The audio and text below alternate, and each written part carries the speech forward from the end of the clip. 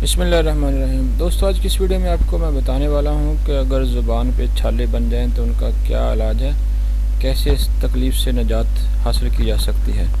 तो दोस्तों, अगर आप गौर करें तो नॉर्मली ये छाले जो है ना, ये गर्मियों के मौसम में बनते हैं लोगों की ज़ुबान के नीचे, और बड़ी तकलीफ़ होती है, कोई चीज़ भी खाई नहीं जाती। इसकी बनने की जो नॉर्मली वजह है ना, वो है मैदे की गर्मी। अगर आप पानी का कम इस्तेमाल करते हैं, मैदे में गर्मी है, पेशाब पीला आता है, तो ज़ुबान पे भी छाले बन जाएंगे।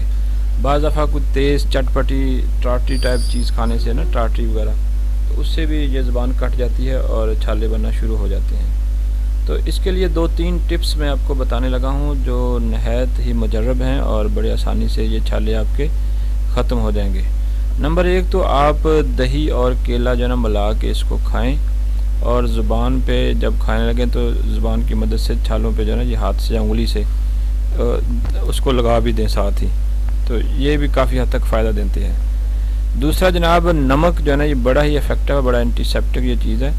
नमक आपने बारीक पिसा हुआ जो है ना, वो आपने छालों पे उंगली की मदद से लगाना है।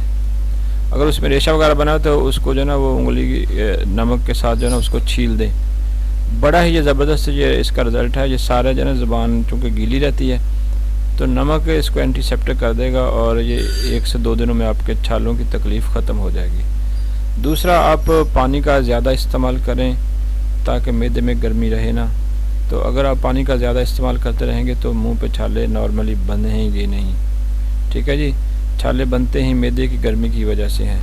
चटपटी और तुर्श चीज़ों से भी परहेज़ करें तो ये छाले आपको जो है ना, ये आपकी ज़ुबान पे नहीं बन सकते।